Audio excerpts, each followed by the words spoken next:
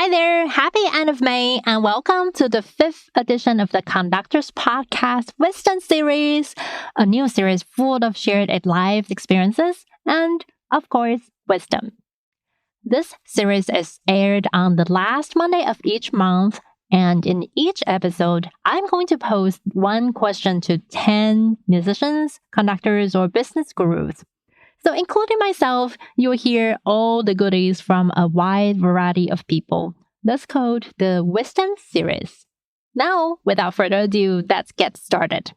This month's question that I'm asking my people is, what networking methods have worked for you?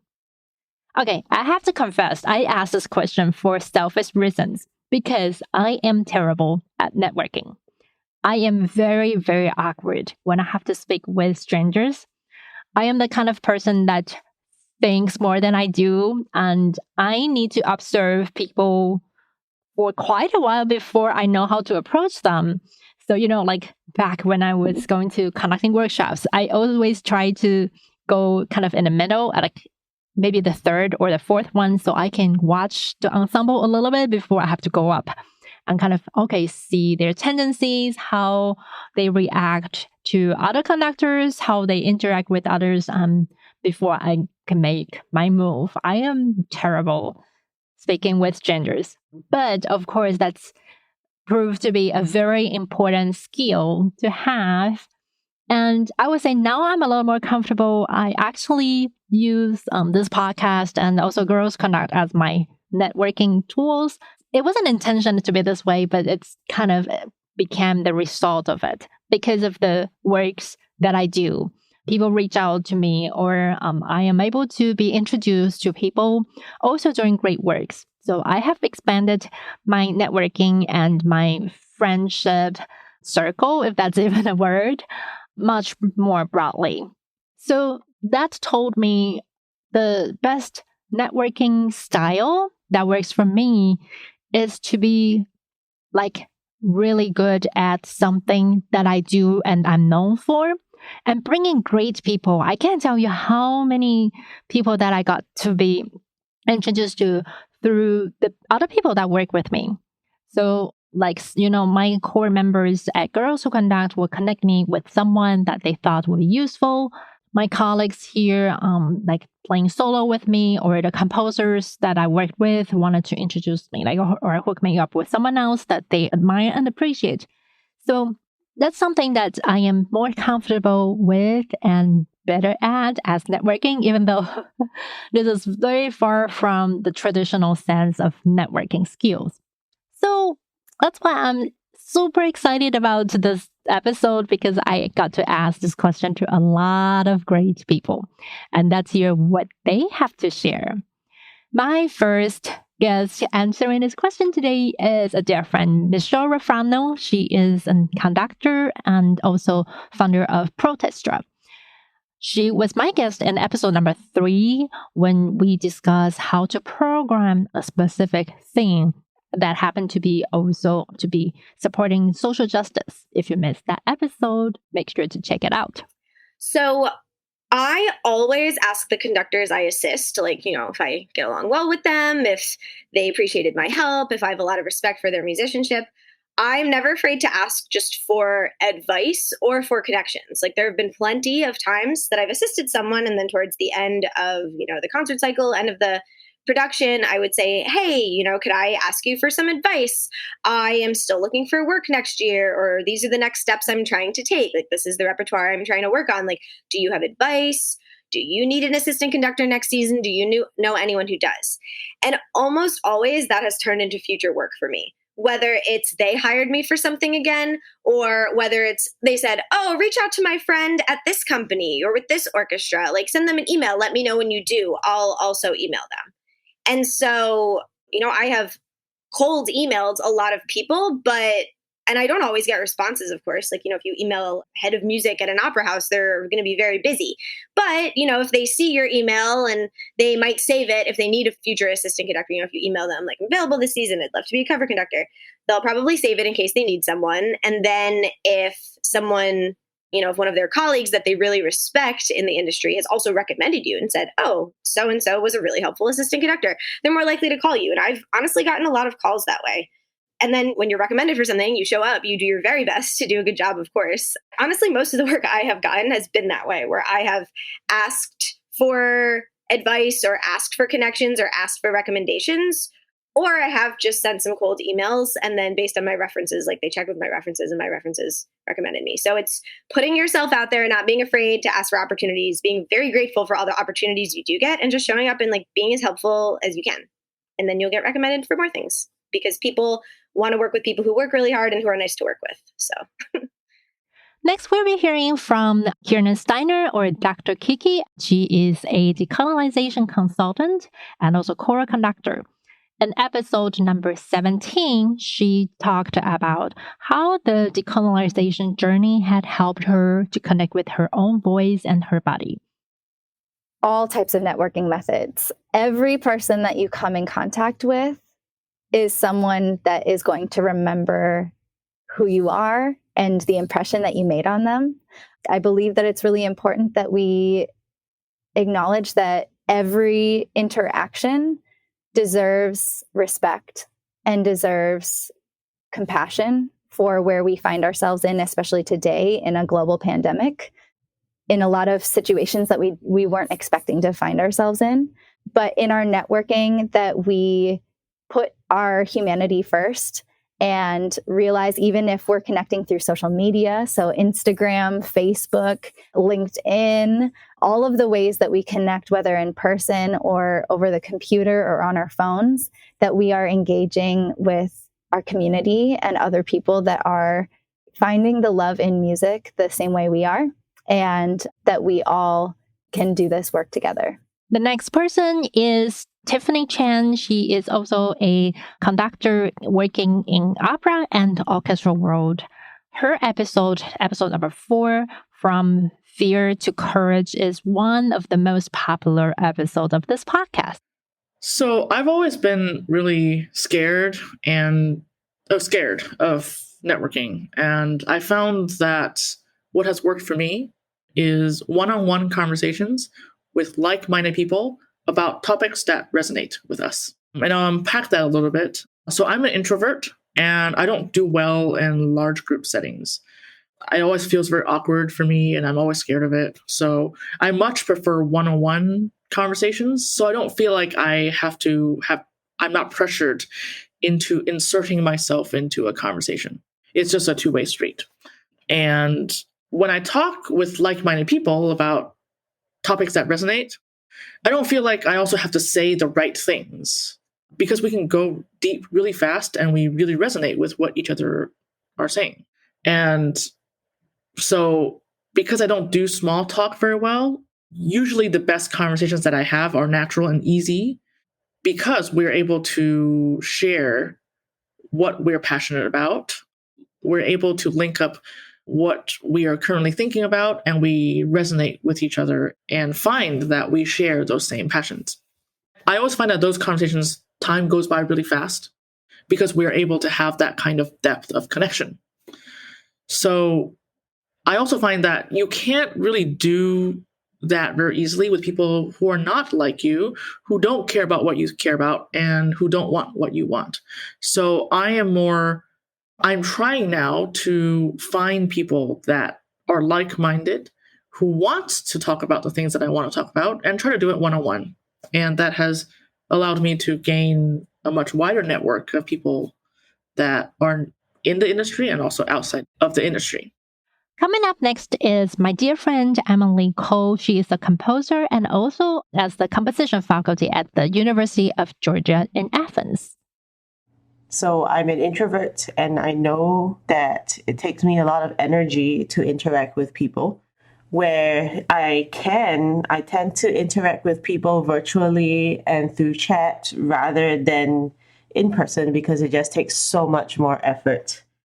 Joanne Harris is a film composer and conductor, And her episode number 36 was a very special one because we talked about how she composed for commercial music and her idea about, like mentoring the next generation of composers and how we can work closely together. And that was a really special one. And if you haven't checked it out.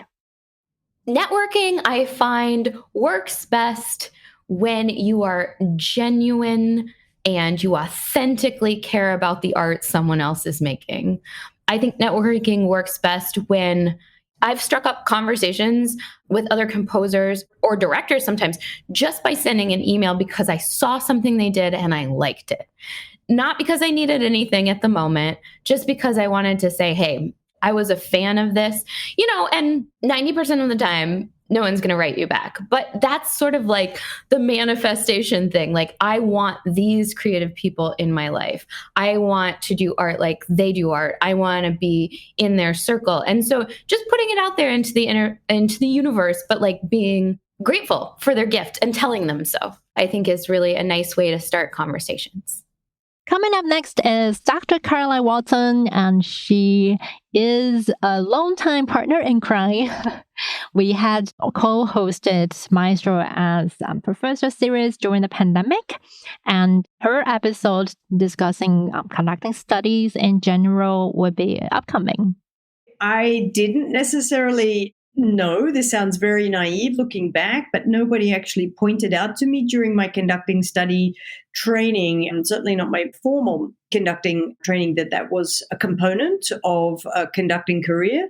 I think I figured that out more recently. And I think the thing about networking, it's a bit of a buzzword. It's something that we have to do, but I think really forming genuine connections with people outside of looking for work is helpful, that people can get a chance to know you as a person, the kind of person you are, the kind of work that you do. And I think things potentially then can flow on from that. So I would say making genuine connections with people, investing in people, taking the time to get to know people, their roles within organizations, a little bit more about the organization themselves, rather than kind of, I guess, being the conducting equivalent of a telemarketer where you kind of call up and sort of, sell yourself in the first phone call. It's maybe not the best strategy, I've learned. Next, we'll hear from a dear friend, 𝗵𝘃𝗵𝘃. She is a stage conductor, and in episode number 32, she talked about her work as an opera director. Networking really depends on where you're at in your career. I think that as a student, you want to talk to your professors and mentors about your goals. Always be talking about your dreams, your vision. Where do you want to be in 5 years, 10 years down the line?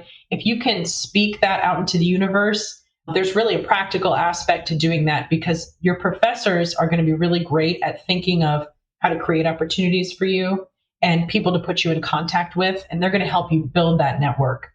And your network is maybe the most important thing in building a career. You do have to network, but when you're young and starting out, you don't necessarily have a product to sell. So I think you want to lean on your teachers, your professors, your mentors to point you in the right direction. Later in your career, once you've established, you've worked quite a bit, you have a resume, then you have what I would call a product to sell. Then it's useful for you to attend conferences and take meetings with general directors of opera companies because you can pitch a product to them that exists. You can say, look at all of these things I've created and all this work history I have. I'd like to do that for your company. But as a young person, you don't really have that product yet, and that's okay. So I think you're looking for work opportunities and you want to let your work speak for itself. So whether there are opportunities that exist for you, you can also create your own. You can, produce your own show at your school or at a small theater in town. And that's how a lot of folks get started, is building and creating their own opportunities. 𝗄cie 𝗿𝗸𝗏 is a really exciting guest. She is a film conductor and she conducts a lot in this genre called orchestra pops. And in her episode 29, we discussed a lot about systematic gender bias in this industry, if you're up for it. Mostly natural friendships. A lot of my clients I start off with like favors. They have smaller projects or things like that. And I just help them out and charge them a friend rate. And then they get something big and then they hire me. Last but not least, my two guests, 𝗪𝗲𝘄ci𝗿𝗶 and 𝗪𝗵𝘃𝗲, they are co-founders of Diversify the Stand, which is an organization commissioning educational works for different instruments to diversify the stand. And their episode about their commissioning works is in number 20. I am a really good emailer. Like my cold emails come across really well somehow. So that's been really helpful for me is if I want to get involved with an organization or do volunteer work or whatever, I just send an email being like, hey, here's my background. I would love to do blah. And I've gotten really good responses from that. Same. I love emailing. And I think along with emailing, is I got over my fear of reaching out to people and just saying hi and saying I like their music or I'd love to meet up with whoever it is. That's been really great because I've been able to make all of these connections across a variety of careers, and it's been awesome to make friends that way. Would you mind sharing your emailing tips? Because a lot of people are not good at cold emailing, like including myself, and I would like to know.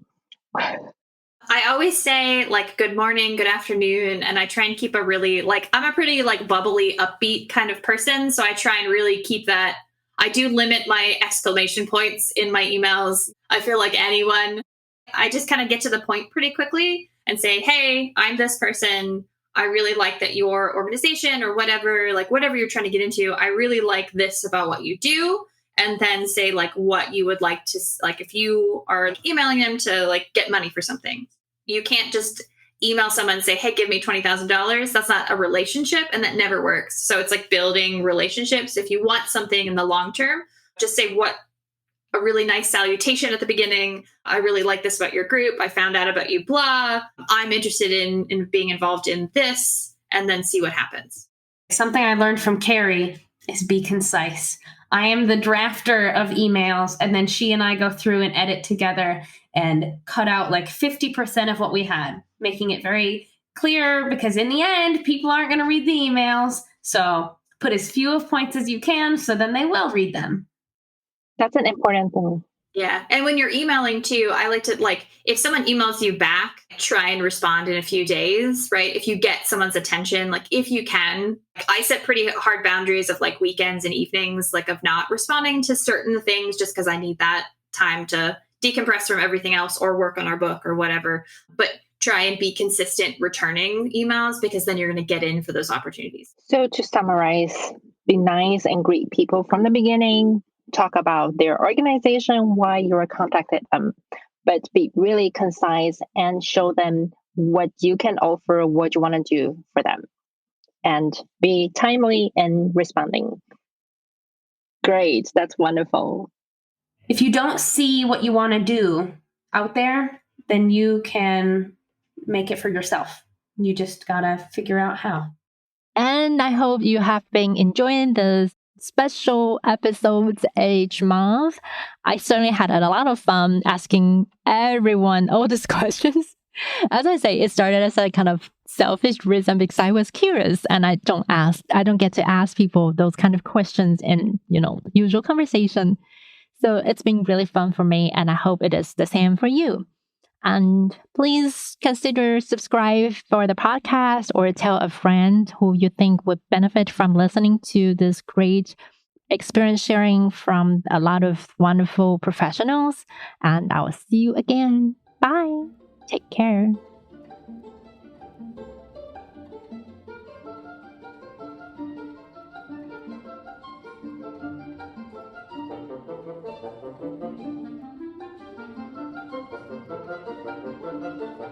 Thank you.